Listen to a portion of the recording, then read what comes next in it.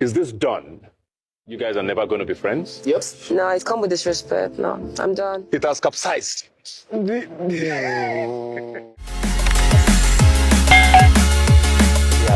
them wanted the MROs, except the MROs. No doubts. But you know what? For some reason, I'm trying to see how you and I, who has actually gotten to watch the Big Brother reunion, Shine Your Eye season, we've gotten to follow the Imaro story. I want us actually to sit down now and actually try to fix this puzzle, solve this puzzle, and call it what it is. Because at this point, I am forced to ask you guys a big question. Is this Imaro's ship? The feelings that we feel from both Emmanuel and Licorice, like, do we call it blackmail or betrayal? Because at this point, these two words are playing the biggest factor or playing the biggest factor in crashing this ship.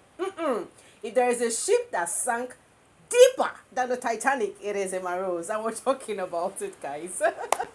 So guys, if you're new to the channel, thank you for stopping by. Personality Highlights with Julie here. We talk about the undiluted analysis of your favorite reality shows. We talk about your favorites in a very constructive critic manner.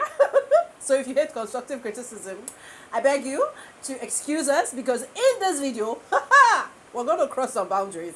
And please, before I go any further, if you love constructive criticism, you love reality shows, real-time stories, please subscribe by clicking on the red subscribe button right now to be a part of this conversation.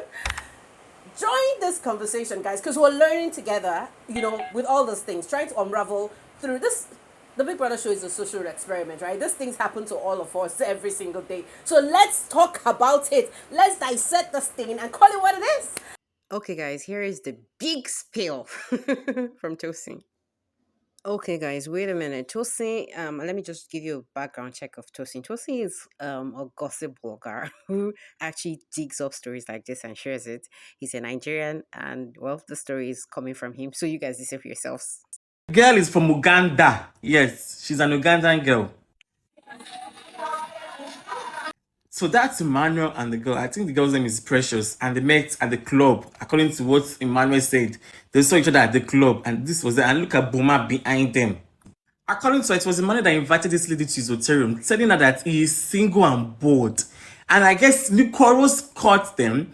Then I think Licorice tried to attack her also, but Emmanuel came to her rescue. So the truth is, this story has two sides to it. 1 minute, the lady is saying she's the person that they slept together in the room. The next minute, she's debunking the story. You guys listen to this part of the story.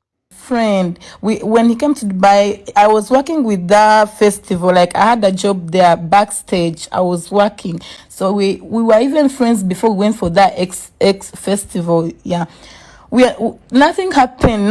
Like, okay, she came to the room, she saw me. That's okay. That's all true. But first, take down the screenshot of us talking. So according to the lady, nothing happened. We don't know if it's true. I don't know if this is just a cloud chasing conversation, but whatever. Let's get back to the real gist. You guys like it or not, we can blame Emmanuel from now till forever, but I am not going to even take away this facts from this story. Licorice has no self-respect for herself. She decided to engage in this self-sabotaging strategy or whatever, because I mean, guys, I'm not gonna lie, the story right from the house till outside the house literally has to do with Licorice not understanding that she was self-sabotaging herself. And guys, before I say anything, before I go ahead with my conversation, and please, I'd like to also appeal to the Imaros shippers. If you're here, you stumbled into this video, please. I just want you to bring your sense back to reality.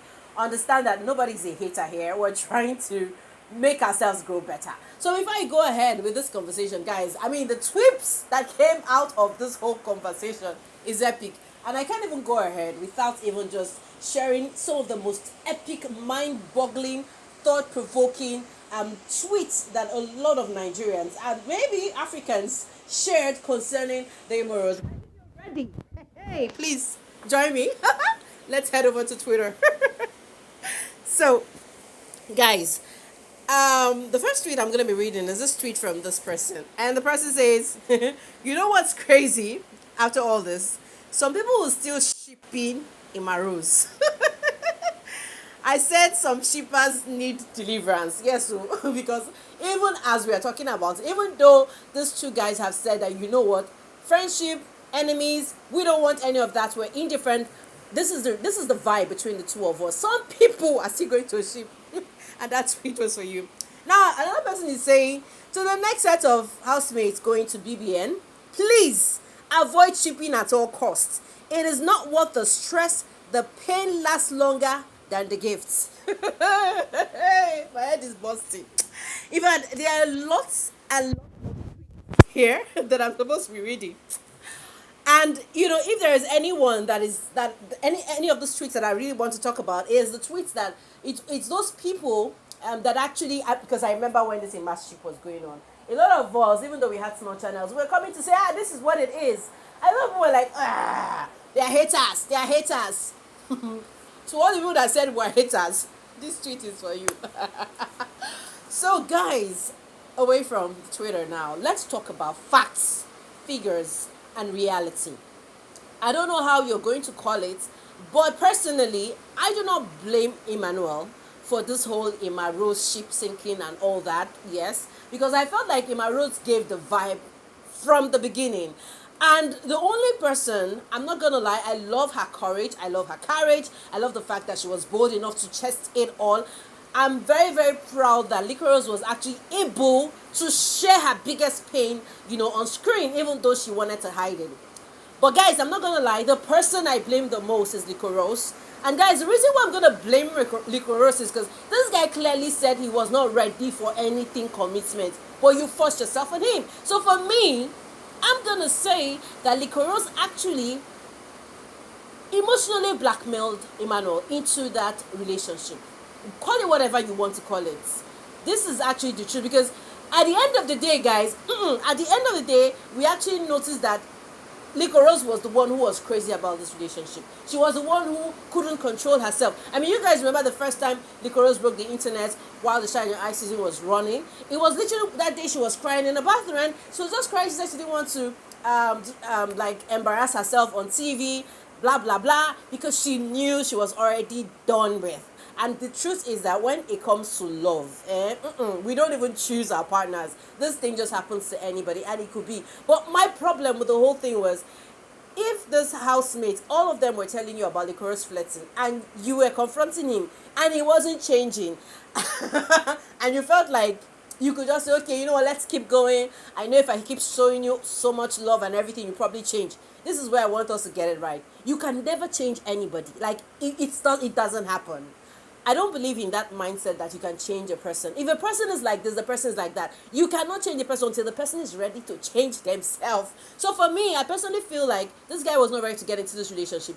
Emma Rose emotionally blackmailed Emmanuel into this thing. And guys, for those of you that don't know what blackmail means, blackmail is not only when you use money to say, you know what, you have to send me 1 million naira, if not, I'm going to expose this nudes. No. Emotional blackmail is actually making somebody, conform to a standard, or work with your system or whatever, because they have because you just want them to do that, even though they'll have something to lose. So why I'm calling it emotional blackmail is because clearly, guys, when you listen to the conversation that happened, because people like White Money could not even believe. I mean, White Money is a serious shipper, like some of us. White Money could not still believe his ears. And if you could hear that conversation, guys, I mean, where I actually lost it was hearing that Licorice said, you know what, hi, and Emmanuel, swearing Emmanuel to secrecy that, you know what, we're not going to talk about this, we're going to keep it between us. Why would you lie that you broke up with a guy that was disrespecting you? Like, come on, girlfriend. Licorice for my hand. At this point, I'm not blaming Emmanuel. Now, why I am not, you guys can say what you want to say, but the truth is, Licorice got what she actually did not know she was sowing in the beginning of our relationship, and it's so terrible. It's so sad. These guys are literally they hate themselves, because they say there's a thin line between love and hate, and this was like they crossed that path. They're like, they got to the extreme of both lines, and right now, hey, I don't even want to talk about it. So the reality of this whole thing is, I mean, Emmanuel just betrayed Licorice by spilling to Sasuke, because literally that was what Licorice was complaining about. You know, she was like, we agreed on something, and then you went ahead to go and tell Sasuke. So that's the only reason why they became enemies, right? So if that was, then I feel it's a fair game, because I mean, how can you say because he told somebody, then don't talk to me, I'm not gonna pick your calls, I have the right not to answer your call for 2 years, blah blah blah blah blah blah blah. I hope my background sound is better now. So, guys, back. I mean, it was really raining down here. Now, guys, back to this conversation. Like, literally, guys. I mean, I literally have exposed Emmanuel. You guys remember that I talked about Emmanuel's damage control strategy that had his team put up, with sharing those videos. Because literally, when I look at Emmanuel's story, I feel like Emmanuel decided to bring his armor on early enough, because literally, if we look at the background story, Emmanuel, some fans have been sharing the conversation. They've been saying, it was actually the breakup happened, but they've been defending Emmanuel, right? So I shared that leaked videotape. Like, I'm talking about that videotape again, audio tape rather. That audio tape was saying that Licorice was the one that was found with the guy. Now, guys, that was a damage control from Emmanuel's team. So right now, we already know the story. It was Emmanuel that was lying all through. Now, I'm not going to talk about Emmanuel anymore, because I literally have exposed Emmanuel. But this video, I just felt like I needed to just talk about Licorice, and why I feel a lot of ladies might end up falling into the same trap, because every single season of the Big Brother show, we always see a lady getting hurt from the ship. Because, guys, if you look at the lockdown edition, it was Erica. In fact, because of this situationship was why Erica was disqualified, because we saw her, she was actually in that mood vibing with Lekon, and then the mood changed from Lekon to Kidwire, and then, guys, before you know it, Kidwire, Lekon started vibing. Ebuka asked Erica why she tried to kiss Lekon, and she felt like, okay, if it looks like I'm the one that is flirting now, I need to correct this narrative. And then she did it so much. Now, that was literally what messed Erica up. Now, Erica was mad that Kidwire was not supporting her. Erica was mad at the end of the show. She was disqualified. And, she didn't even have the relationship that she thought she was going to have. So, guys, future BBN housemates, especially the females, I beg you, we love love. We love shipping. But please, for your own sanity's sake, for your own status quo sake, for your own integrity's sake, for your own personality's sake, stay away from shipping. Catch cruise like Angel. Guys, let's talk about it on a cruise level. But when it comes to all these deep things, please, just save it. Because the hurts and the damage it's going to bring is going to be so massive, you might probably not be able to deal with it very well. Because at this point, somebody like me, I'm looking at Licorice like you really had to stoop so low. And at this point, I literally feel like Licorice needs to apologize to the Imaru's team, because she literally deceived them. Yes, she deceived them. She actually has to apologize to them. I don't know. I mean, you guys, I know a lot of this fans, sometimes we remove sentiment, we remove thought thinking process from our memories, but in a sane environment, I think Licorice, since she actually exposed this whole thing in the reunion, I think it will do a lot of damage control for her team and her brand image if she actually tenders an open apology and says, you know what, I was just being human. I was scared of the embarrassment. Just we've already seen the whole thing. I just feel like her clearing the air by apologizing to the Barrows fan base would make these things make sense to me. So I don't know, but I hope we all learn from the story, the Imaro's shape. For me, like I said, I mean, if I was to title this video, this conversation we've had, I would have said deciphering or what should I have called it? Emotional blackmail gone bad with betrayal. I don't know, but it was just a story of emotional blackmail and betrayal. And if you ask me, none was better than any. Emmanuel was just like, no way. Emmanuel is just a boy. I'm sorry I used that word.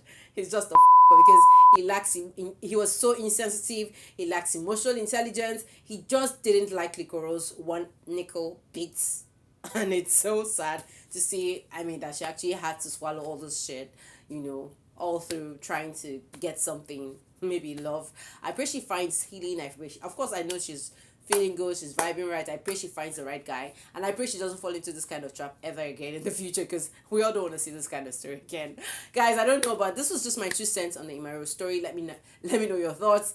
The reunion, I still have a lot to say about all of those housemates, and I'm definitely going to come back here to share my 2 cents about it. You guys know I love to keep it real. Julie here, it's in Personality Highlights, and of course, I'm going to see you guys in my next video. For now, thank you so much for your watch time. So I see you next time. Ciao, ciao, guys, and let's keep keeping it real.